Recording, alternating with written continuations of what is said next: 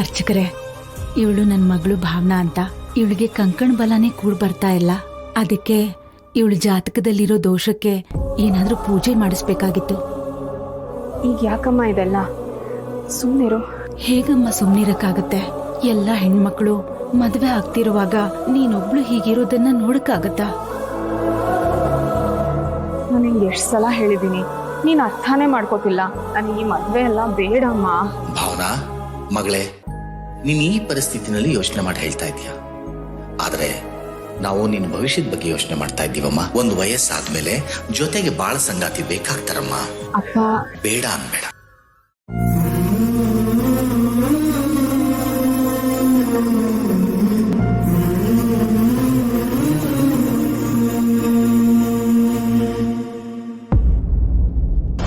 ಅಪ್ಪ ಅಮ್ಮ ನನಗೆ ಮದ್ವೆ ಆಗ್ಲಿ ಅಂತ ಅದೆಷ್ಟು ಪೂಜೆ ವ್ರತ ಮಾಡಿದ್ರು, ಆದ್ರೆ ಬಂದವ್ರು ಯಾರೂ ಒಪ್ಕೊಳ್ಳಿಲ್ಲ.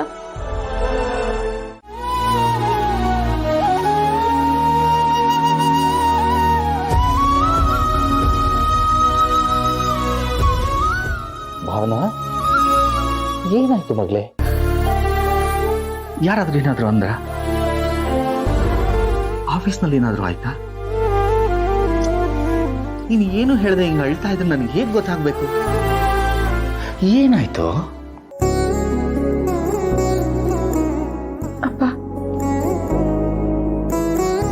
ನಾನು ಚಿಕ್ಕವಳಿದ್ದಾಗ್ಲಿಂದಾನು ನಿಮಗೆ ಏನೇ ಕಷ್ಟ ಬಂದ್ರು ಆ ಕಷ್ಟ ನನಗ್ ತಾಗದೆ ಇರೋ ಹಾಗೆ ಸಾಕಿದ್ರಿ,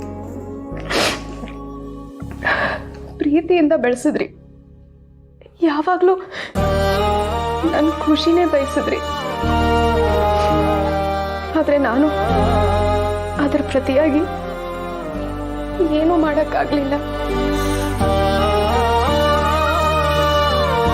ನನಗೆ ಮದುವೆ ಆಗ್ಲಿ ಅಂತ ನೀವು ಅಮ್ಮ ಎಷ್ಟೆಲ್ಲ ಪ್ರಯತ್ನಗಳು ಮಾಡಿದ್ರಿ.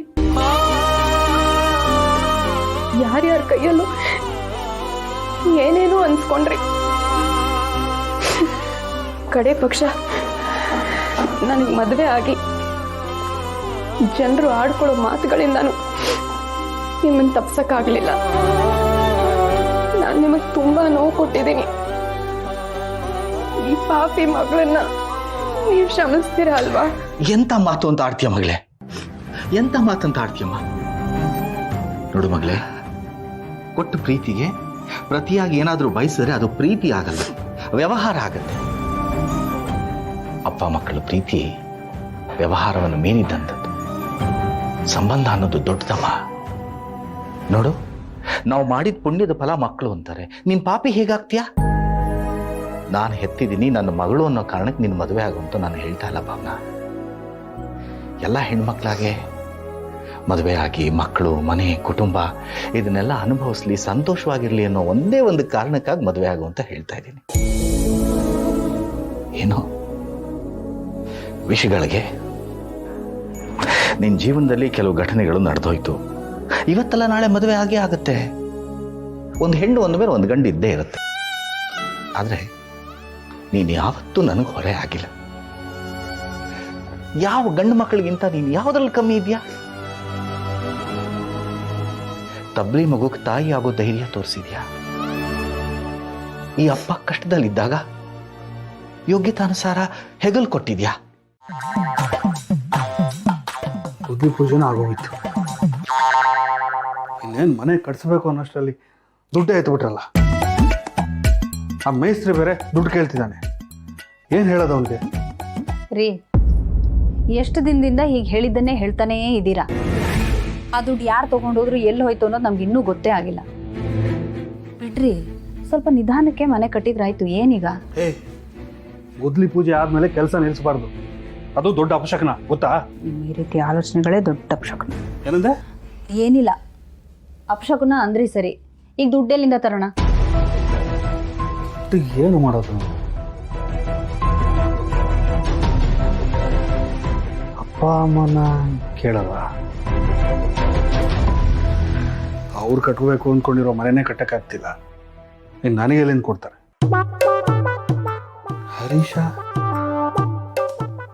ಹರೀಶ ಬಿಸ್ನೆಸ್ ಮಾಡ್ತಿದ್ದಾನೆ, ಅವನ ಹತ್ರ ಎಲ್ಲಿರುತ್ತೆ? ಅವನ ಅವಳಿಗೆ ಬರ್ತಿರೋ ಸಂಬಳದಲ್ಲಿ ಆ ಮಗು ನೋಡ್ಕೊಳ್ಳೋದಕ್ಕೆ ಸಾಕಾಗಲ್ಲ. ಅವಳು ಎಲ್ಲಿ ಕೊಡ್ತಾಳೆ? ಚಾ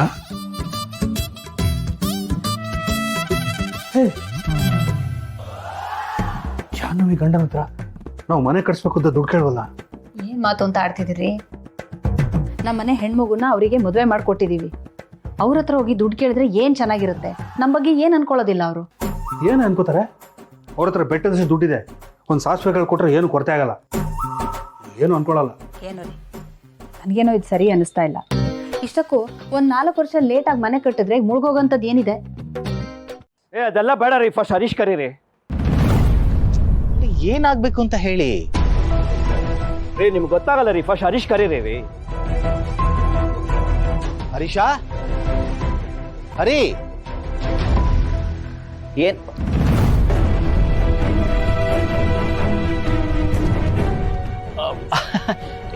ನೀವು ಇಲ್ಲಿ ಅಣ್ಣ? ಒಂದು ಫೋನ್ ಮಾಡಿದ್ದಿದ್ರೆ ನಾನೇ ಬಂದಿರ್ತಿದ್ದೆ. ಫೋನ್ ರಿಸೀವ್ ಮಾಡಿಲ್ಲ ಅಂತಾನೆ ಇಲ್ಲಿವರೆಗೂ ಬರ್ಬೇಕಾಯ್ತು.